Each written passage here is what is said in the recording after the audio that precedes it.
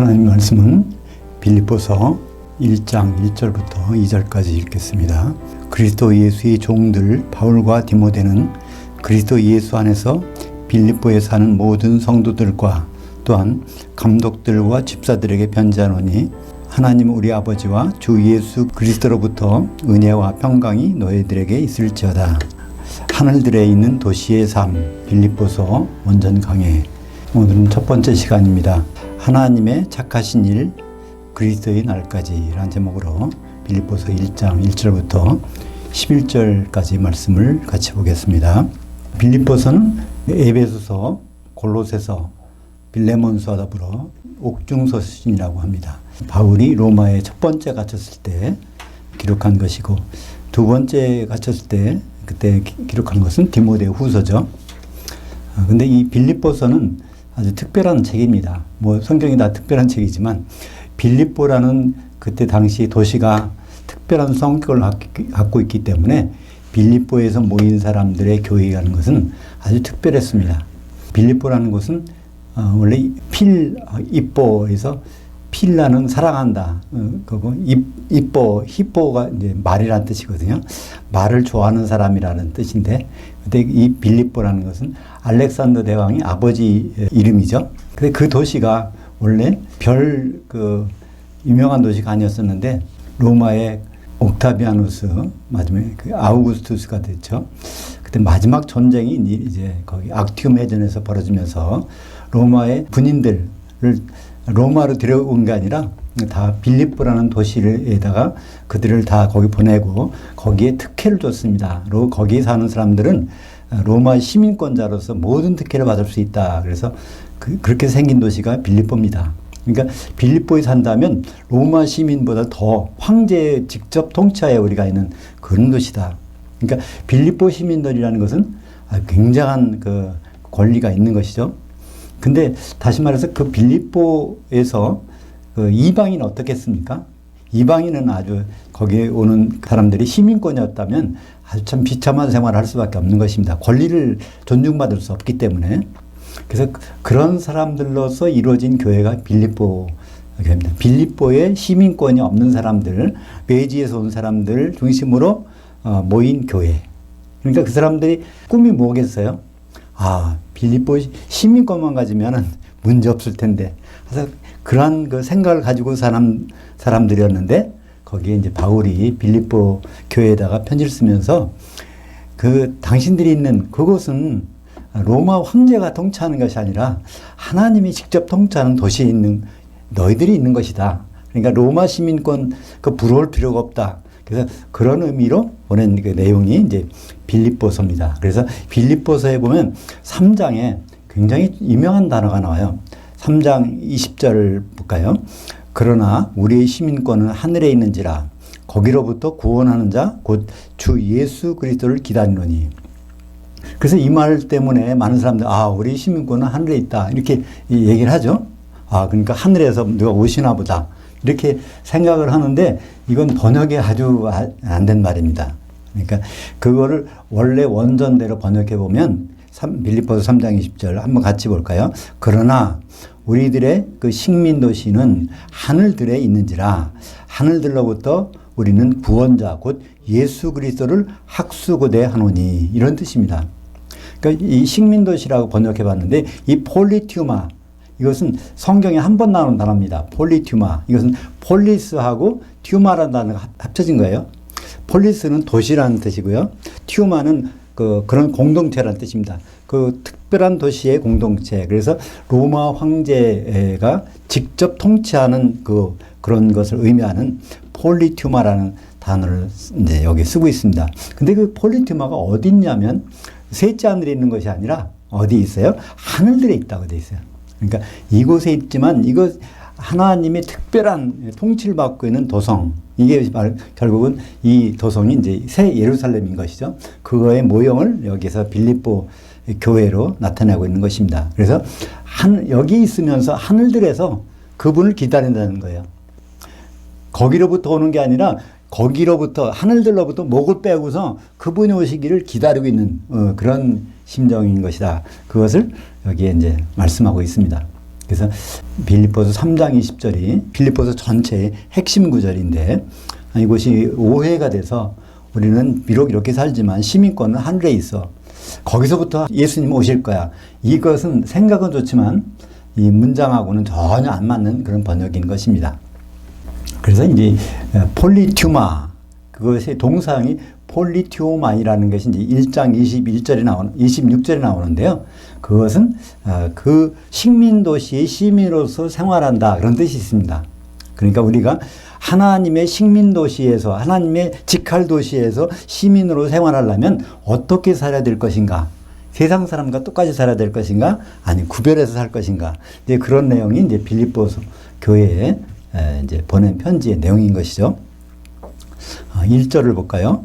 그리스도 예수의 종들 바울과 디모데는 그리스도 예수 안에서 빌립보에 사는 성도들과 또한 감독들과 집사들에게 편지하노니. 그래서 1절 이렇게 됐는데 원래는요, 이게 수신자는 빌립보에 사는 성도들이에요. 이게 수신자고, 그 다음에 우리가 이런 말 있죠. 문서에 CC를 많이 쓰죠. 카본 카피에서 줄임말 CC. 이 편지를 누구에게도 보내주라 할 때인데 그 CC죠. 그거에 해당되는 것이 그 빌립보 교회의 감독들하고 집사들. 그러니까 원래 성도들이 수신자고 거기에 이제 감독들과 집사들. 감독이라는 것은 목회자를 얘기합니다.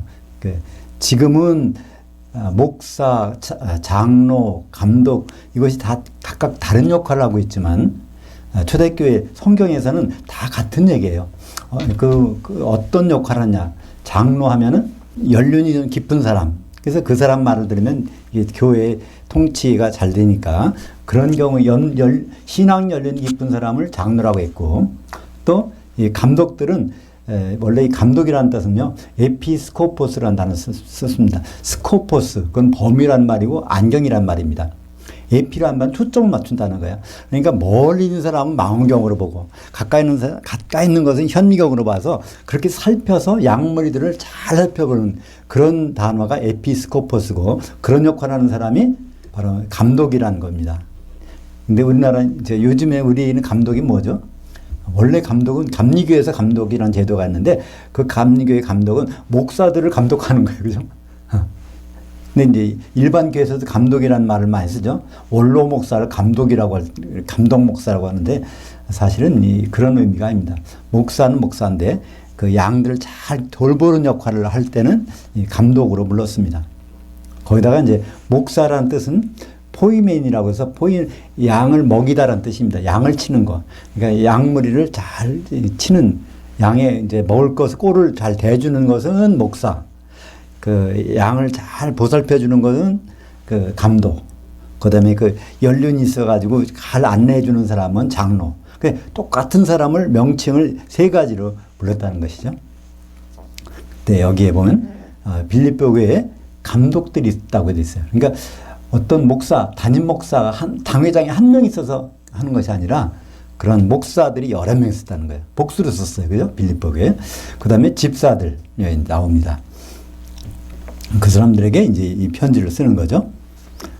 2절을 보겠습니다. 하나님 우리 아버지와 주 예수 그리스도로부터 은혜와 평강이 너희들에게 있을지어다. 그러니까 너희라는 것은 원칙적으로는 성도들입니다. 물론 이제 거기에는 감독들과 집사들도 있지만 성도들에게 보내는 편지. 그러니까 이 형식이 뭡니까? 사도인 바울이 사도와 사도들이 성도들에게 보내는 편지 형식. 그러니까 교회는 사도들의 기초서구에 성도들이 세워지는데 이런 형식을 빌린 것이 바로 이 빌립보서 마찬가지입니다.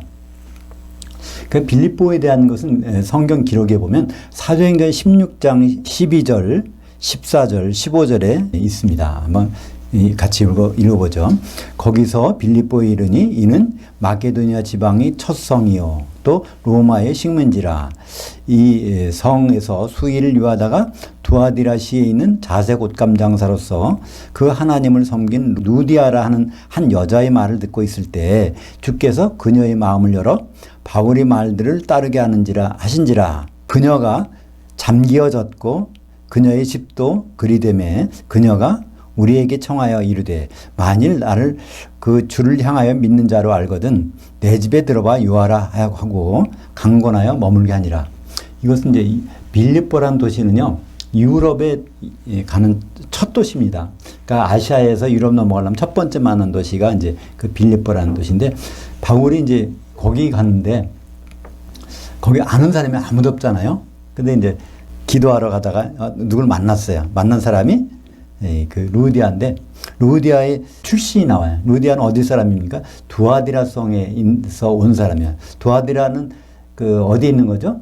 아시아의 7교회, 그러니까 아시아의 7교회 중에 한 교회가 두아디라 성입니다. 그 성에 있는 교회, 두아디라. 거기서 장사하러 이 빌립보라는 곳이 왔어요. 그러니까 이 사람은 시민권도 없고 아무것도 그런 거 없겠죠. 그렇지만 옷감 장사해서 거기에 와 있는 것입니다. 근데 그 여자를 만나서 바울이 하는 거 있을 때 바울의 말들을 따르게 하는지라, 그녀가 성령에 잠겨 말씀을 들을 때 사도의 말을 듣고 있는데 잠겨졌다는 얘기예요. 그럼 뭐가 잠겨졌을까요? 성령이 잠겨진 거예요. 그죠? 그랬더니 그 집안 사람들도 같이 있었던 모양이에요. 그러니까 그 사람들도 다 그 말씀을 듣고 다 잠겨졌어. 이런 형식으로. 그러니까 맨 처음에는 그 여자가 이제 성령으로 잠겨지고, 그러니까 그 여자가 이제 자기 집안 사람들에게 얘기하니까 그 집안 사람들도 같이 성령이 잠겨져서 유럽에서 첫 번째 교회가 탄생됐습니다. 그 집에서. 그래서 그 집에, 근데 루디아가 이렇게 고백하는 거예요. 어떻게 고백하죠? 나를 주를 향하여 믿는 자로 여기거든. 주를 향하여 믿는 자가 바로 누구니까? 나를 성도로 여기거든. 그죠? 그러니까 이게 진짜 믿는 거죠. 네. 그래서 그 집에 들어와서 머물게 합니다. 그래서 빌립보 교회, 유럽에서 첫 번째 교회가 거기서 시작됐습니다. 근데 그래도 어떤 일이 생기죠? 바울이 이제 그 집에서 나가서 가다가 어떤 사람을 만나요. 그러니까 그 여자애가 바울을 알아보는 거예요. 이 사람 하나님의 일을 하는 거룩한 자다. 막 따라오서 막 말하니까 바울은 원래는 신라가 됐잖아요. 아무도 모르는데 이 여자가 와서 하나님이 일을 하는 사람이라고 하면 자기가 얼마나 우쭐하겠어요. 그리고 뭐 일하기도 좋죠. 근데 그렇게 자꾸만 하니까 바울이 그 여자에게서 귀신 쫓아내죠. 그러니까 그 귀신이 나가니까 그 애가 점을 못 쳐. 전혀. 그러니까 점 치는 것의 기술은 어디서 나온 거죠? 귀신이 들어가서 그걸 다 정보를 가지고 알아있다가 점을 치게 해줬는데, 귀신이 나가니까 아무것도 못한단 말이에요. 그러니까 그 기회를 데려서 돈 버는 사람, 그 주인이 자기가 손해났으니까 사업에 굉장히 지장을 주잖아요. 그래서 고소해가지고 빌립보 감옥에 가서 시큰 매를 맞고, 그날 밤에 찬송을 물었더니 지진이 나서 거기서 옥문이 열리고 이제 나오게 되잖아요. 그런 상황이 벌어지니까 누가 큰일 났어요? 간수가. 그때 당시에 간수는요, 죄수가 도망가면은 그 죄수에 받을 벌을 대신 받는 거란 말이에요. 그러니까 이왕이 죽을 거 자살하려고 했는데, 자결하려고 하니까 바울이, 우리 여기 있다. 그럴 필요 없다. 이제 그 말을 이제 듣고, 거기서 간수가 바울의 말을 듣고 또 다시 잠겨짐에, 우리말 번역은 다 물로 세례 준 것처럼. 근데 그게 아니라 그 말씀을 듣는 순간에 성령이 잠겨져서 그 집안 사람들 잠겨지고, 그래서 이제 교회가 이제 왕성해지는, 교회가 이제 발전되는 모습이 보여집니다. 그러고 나서 다음날 바울이 자기 신분을 밝히는 거예요. 나는 로마 시민권자인데 나를 매를 맞고 매를 때리고 이렇게 할 수가 있느냐. 그러니까 거기 총독이 큰일 났거든. 그죠? 로마 시민권자를 때리면요, 황제한테 가서 밀어야 돼. 그죠? 황제한테 고소할 권한이 있으니까. 그러니까 풀어줘갖고 빨리 이 동네를 빨리 빠져나가라고. 근데 바울이 그 말을 듣고 빨리 빠져나가는 게 아니라 어떻게 합니까? 루디아의 집에 교회에 와서 거기서 위로해주고 가는 겁니다. 왜 그랬을까요? 루디아를 사람들이 저 사람 이 동네 사람 시민권자도 아니야. 그리고 대우를 안 해줬을 거 아니에요. 근데 로마 시민권자가 와서 그 집에서 이렇게 해주니까 얼마나 든든하겠어요. 그죠? 그러니까 그냥 가지 않고 루디아 집에 교회에 와서 이제 그 사람들을 위로해주고 바울은 떠납니다. 그게 빌립보 교회가 복음을 받은, 그게 전부 다예요. 복음 받은 교회가 거의 없었단 말이에요. 근데 이 교회가 이런 소문난 교회가 되고, 보면 그 연보를 해서 예루살렘 교회를 도와주는 교회로 세워진 것입니다. 사도행전 16장 40절에 그 말씀이 나오죠. 두 사람이 오게스 나와 루디아의 집에 들어가서 형제들을 만나보고 또 위로하고 가니라. 그러니까 형제들, 그러니까 주 안에서 형제된 사람들이니까 교회죠. 그죠? 사도행전 20장 28절에 보면 장로들, 또 감독들, 목사, 그런 사람들이 결국 같은 사람이라는 것을 말씀해 주고 있습니다. 이 사도행전 20장 28절, 여러분은 자기를 위하여 또는 온 양떼를 위하여 삼가라. 성령이 그들 가운데 여러분을 감독들로 삼고 그 하나님이 자기 피로 사신 교회를 목양하게 하셨느니라. 여기에서 여러분이라는 것은 원래 바울은요 3차 전도여행을 마치고 바로 에베소 들렸다가 예루살렘에 가려고 그랬어요. 근데 일정이 너무 빡빡하니까 이제 에베소까지 못 들어가고 거기서 가까이 그 밀레토라고 하는 해안 도시까지 거기서 이제 에베소에 있는 장로들을 불렀단 말이에요. 그러니까 에베소 교회에 거기도 이제 감독들을 부른 거고 목사들이죠, 그죠? 그 사람들 불러놓고 이제 설교하는 거예요. 거기서 설교 내용이 여러분은 자기를 위하여 또는 온 양떼, 그 양떼, 그러니까 양떼는 누군가요? 성도들이겠죠. 그러니까 예수님은 양떼를 먹이라고 했어요, 다 그죠? 그래서 원래 시작은 다 양떼로 시작되는 거예요. 근데 나중에 뭐가 되면 안 된다고요? 염소가 되어버리면 안 돼, 그죠? 염소는 영벌에, 양들은 이제 영생에 들어가는 것, 천년 왕국에 들어가는 거죠. 그래서 그들을 감독들로 삼았다는 거죠. 장로들인데, 여러분들은 장로들인데 감독 역할, 그러니까 망경도 써야 되고 형미경도 써야 되고, 그래서 잘 살필 수 있는 그런 사람들로 되고, 그 다음에 그 하나님이 자기 피로 사신 교회를 목양, 이게 이제 양치는 거, 목사 노릇하라는, 그러니까 목사라는 단어는 포이맨이고 목양이라는 단어는 포이마이노, 거기서 온 단어입니다. 그러니까 목사 노릇하라. 그러니까 장로들을 불러다 놓고 여러분은 감독들인데 목사 노릇 해야 됩니다. 그러니까 무슨 말이에요? 장로가 감독이고 목사죠, 그죠? 사도행전 21장 8절, 이튿날 떠나 가이사라에 이르러 일곱 중에 하나인 복음전도자 빌립의 집에 들어가서 머무르니라. 우리가 성경을 보면서 또는 교회에서 가장 오해하고 있는 부분이 뭘까요? 집사라는 직분이에요. 집사. 근데 집사를 보통 또 안수집사는 말이에요. 그러니까 서리집사, 안수집사, 또 이제 진급하면 장로, 이렇게 이런 식으로 우리 교회 행정이 들어가는데, 사실 집사라는 직분이 맨 처음에 생긴 게 언제일까요?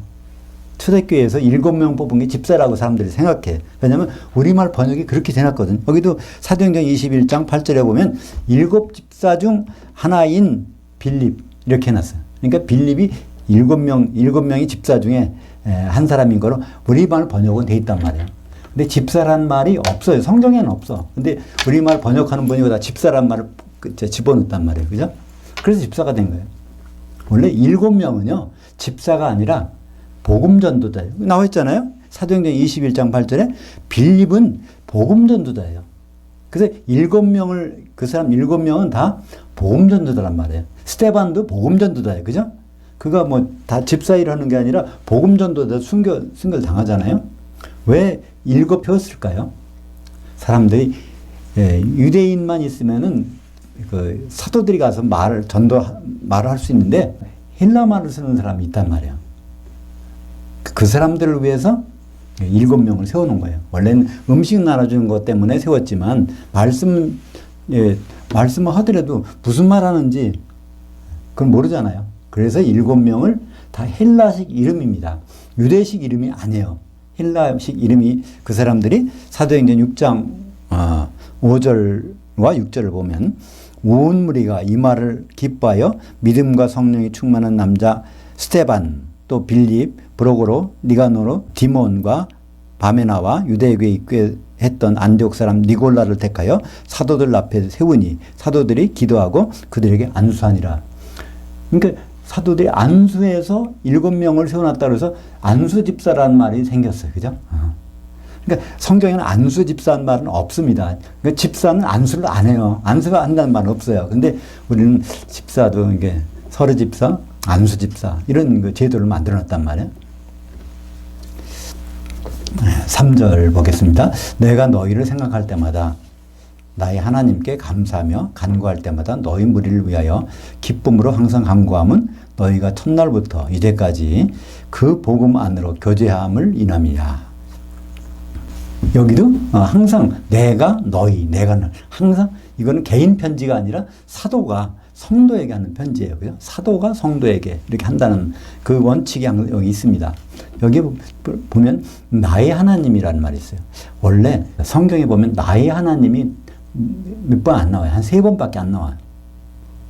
근데 여기 나의 하나님을 썼어. 왜 나의 하나님일까요?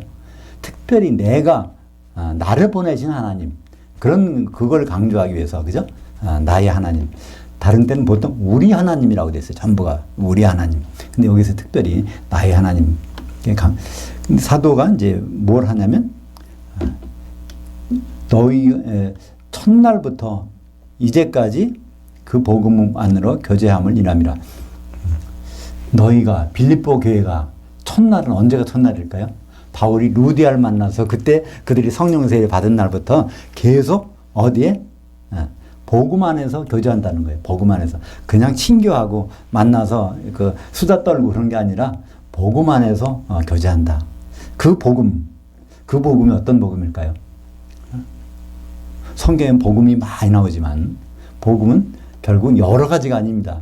초대교회 복음, 뭐 지금의 복음, 구약의 복음 다 그게 아니라 복음은요. 결론적으로 맨 마지막에 복음이 나온 것은 요한계시록 14장 6절에 마지막에 나와요. 그죠? 거기에 보면 영원한 복음이라는 게 나와요. 영원한 복음. 그러니까 영원한 복음이라는 것은 원래 한 시대의 복음이라는 뜻이에요. 한 시대. 그것은 천년왕국 시대의 복음이에요. 천년왕국 시대에 가서 예수님과 더불어 왕노타는 그 기쁜 소식이에요. 그러니까 복음은 언제부터 시작될까요? 예수님 오셔야 천년왕국이 시작되잖아요. 그러니까 복음은 지금 우리가 잘 살고 지금 뭐 병 낫고 부자 되고 뭐 하는 그것은 복음이 우리가 그림자를 보고 있는 거예요. 그죠? 그런 그림자를 보면 실체는 언제부터 나면 바로 천년왕국에서 이루어지는 그것이 원래 복음의 내용입니다. 근데 그 내용을 가지고 이 빌립보 교회가 교통했다는 거예요. 앞으로 주님이 오시면 우리가 어떻게 되지? 뭘 준비해야 되지? 지금 그런 내용을 가지고 교제한 것을 볼 수 있습니다. 골로새서 1장 23절 우리가 지난번에 봤었죠. 바울이 정말 어떤 사람인가? 바울은 자기가 그 복음, 영원한 복음, 천년왕국의 복음 그거에 일꾼이 되었다는 거 고백하고 있죠. 골로새서 1장 23절을 같이 보죠. 만일 너희가 그 믿음에 거하고 터 위에 굳게 서서 너희 들은 바 그 복음의 소망에서 흔들리지 않냐면 그리하리라. 이 복음은 천하 만민에게 전파된 바요. 나는 바울은 이 복음의 일꾼이 되었노라. 바울이 복음의 일꾼인데 다시 말해서 바울이 하는 일이 뭘까요? 이건 고린도후서 11장 2절에 보면 그걸 다른 각도에서 선명하게 말씀해주죠. 예수님 오셔서부터 그 시작되는 복음이 이제 완성되는 시기가 나오는데 천년왕국이 나오는데 바울은 그 일꾼이라는 거예요. 그럼 예수님 오시려면 뭐가 돼야 돼요? 결혼식 해야 되니까 신부가 준비돼야 예수님 오실 거 아니에요. 그죠? 그러니까 바울은 그래서 중매쟁이가 됐다고 얘기합니다. 고린도후서 11장 2절 내가 하나님의 열심으로 너희를 위하여 열심을 내노니 내가 너희를 성도들을 정결한 한 처녀로 한 남편인 그리스도께 드리려고 중매했음이로다. 바울은 복음의 일꾼인데 그 일이 하는 일이 중매쟁이 역할을 했다는 거죠. 여기 있네. 요한계시록 14장 6절. 복음이 성경에서 맨 마지막에 나오는 것. 또 보니 다른 천사가 공중에 날아가는데 땅에 거주하는 자들 곧 모든 민족과 종족과 방언과 백성에게 전할 영원한 복음을 가졌더라. 이때 영원한 아이오니오스 한 시대의 복음, 한 시대에 나타날 기쁜 소식을 가졌다고 되어 있습니다. 6절을 보겠습니다. 너희 안에서 착한 일을 시작하시니가 그리스도 예수의 날까지 이루실 줄을 우리는 확신하노라. 여기에서 하나님이 착한 일을 시작하셨대요. 어디에서? 너희, 그러니까 성도들. 그러니까 교회를 통해서 교회 안에서 착한 일을 시작하셨다는. 근데 그 일이 언제 이루어질까요? 예수님 오시는 날 이루어진다는 거예요. 그러니까 예수님 오신 날까지 교회가 뭐가 돼야 되는 거예요? 어린 양의 신부가 되는 일. 그것이 착한 일이라는 거예요. 그 착하다는 것은 다시 말로 선한 일, 아가토스, 선한 일. 이 선한 일에 대해서는 창세기 2장 18절에 우리가 그만 귀에 딱지가 듣도록 많이 들어봤죠. 여호와 하나님이 이르시되 아담이 혼자 사는 것이 좋지 아니하니 내가 그를 위하여 돕는 배필을 지리라. 이때 좋지 않다는 얘기는 선하지 아니하다. 토부. 히브리 말로는 토부. 헬라어로는 아가토스. 예. 하나님이 선한 일을 시작하셨는데 어디에서? 교회에서. 그걸 언제 이루어지냐면 예수님 오실 때 이루어진다는 거예요. 에베소서 5장 31절, 32절. 똑같은 얘기입니다. 그걸 요약해보면 그러므로 남자가 부모를 떠나 그의 아내 앞에서 그 둘이 한 육체가 될지니 이 비밀이 크도다. 나는 그리스도와 교회에 대하여 말하노라. 그러니까 그리스도와 교회. 그러니까 요 말씀이 있기 전에 사실은 뭐가 있었어요? 로마서가 있었어. 로마서. 그러니까 에베소서는 로마서가 먼저 기록되고 나중에 로마 감옥에 갔을 때 쓴 것이 에베소잖아요. 로마서에서 아담을 뭐로 표현했습니까? 오실자의 모형. 그러니까 재림 예수의 모형이 그 아담이다 그랬어. 그것이 바로 에베소 5장 31절 그 남자 예수님이 오셔서 그 아내와 한 몸이 되는 거 앞에서 결혼식 하는 것 이것이 바로 그리스도와 교회에 대한 얘기다. 그것이 큰 비밀이고 성경 전체의 주제다라는 것을 말씀하고 있죠. 그때 이것이 이루어진 현상이 어디 나옵니까? 요한계시록 1장 10절에 보면 나오죠. 내가 영으로 주의 날이 있었더니 내 뒤에서 나는 나팔소리 같은 큰 음성을 들으니. 이 주의 날, 예수 그리스도의 날로 딱 가봤는데 그 시간으로 갔더니 거기서 나팔소리가 들려. 어떤 나팔소리죠? 큰 음성으로 그게 들리는데 데살로니가전서 4장 16절 주께서 호령과 천사장의 음성과 하나님의 나팔소리로 친히 하늘로부터 강림하시리니 이게 그 얘기죠. 데살로니가전서에서 이걸 해줬는데 이게 바로 어디 사도 요한은 이제 영으로 주의 날로 가서 공중에 가서 다 그걸 보는 장면. 그래서 요한계시록 1장 10절에서 주의 날 나팔소리 그게 바로 마지막 나팔소리. 그걸 어떻게 확증하죠? 일곱 촛대, 일곱 교회와 인자가 만나는 것이니까 그건 분명히 장소가 공중이고 그죠? 그거는 틀림없이 주의 날이고 예수님의 날. 7절을 보겠습니다. 내가 너희를 무리를 위하여 이와 같이 생각하는 것이 마땅하니 너희가 내 마음에 있으며 나의 매임과 그 복음을 변명함과 확정함에 너희가 다 나와 은혜에 함께 참여한 자들이 됨이라. 지금 사도가 성도들에게 말하는데 우리는 동업자라는 얘기예요. 같이 동업자. 근데 그 복음의 동업자 그러면 복음 전환만일까요? 그건 아니겠죠. 사도는 복음을 전하는 사람이고 성도들은 그걸 듣고 그걸 같이 이루어가는 사람들입니다. 그러니까 사도는 성도가 없으면 일이 안 돼요. 성도는 사도 없이 했다가는 그건 기초 없이 되는 거니까 그 건물이 올라갈 수가 없죠. 요한 계시록 1장 9절 보겠습니다. 나 요한은 너희 형제여 예수의 환난과 나라와 참음에 동참하는 자라. 이게 바로 골로새서 1장 7절에 나오는 그 은혜에 함께 참여한 자, 동참자, 코이노노스. 그러니까 쉰이 붙으면은 같다는 거고 코이노니아에서 거기서 같이 교제하고 참여하는 그런 사람이죠. 하나님의 말씀과 예수를 증언하였음으로 말미암아 반모라는 섬에 있었더니 바울은 항상 성도들을 볼 때 동업자로 생각해요. 근데 동업을 하는데 이 일은 같지 않아. 그죠? 성도들과 사도의 일은 완전히 구분되는 것이죠.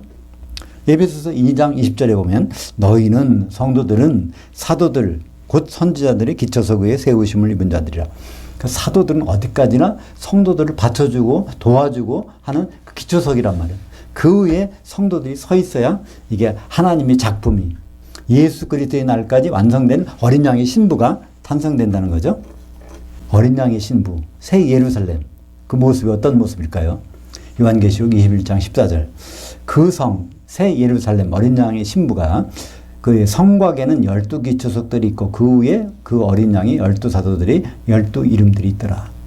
이게 바로 쉰코이노노스 동참자잖아요. 동참. 하나님의 선한 일을 하는데 거기에 같이 동업자라는 거예요. 근데 같은 일이 아니라 구분되는 일 하고 있습니다. 8절입니다. 내가 예수 그리스도의 심장들로 너희 무리를 얼마나 사모하는지 하나님이 내 증인이시나. 그러니까 바울은 항상 온통 생각이 안지나 서나 무슨 생각이에요? 성도들의 생각이에요. 성도들. 그들이 어디까지 가기를 결혼식까지 가는 거를 중매쟁이 입장으로서 아주, 그러니까 여기서 심장이라는 단어는 스플랑크논이라고 해서 이거는 내장이라는 뜻입니다. 우리의 창자 중에 깊이 아주 우리 몸에서 가장 깊이 있는 그런 그 창자 그런 뜻이죠. 그렇게 성도들을 사랑하는 거죠. 빌립보서 이제 그 표현이 한 번 더 나옵니다. 빌립보서 4장 1절에 보면 그러므로 나의 사랑하고 사모하는 형제들 나의 기쁨이여 면류관인 사랑한 자들아 이와 같이 주 안에 살아. 이 교회를 어떤 모습을 보고 있냐면 내가 사랑하고 아가페 사랑으로 사랑하고 또 사모하고 아니 그리워한다는 얘기예요. 그 형제들.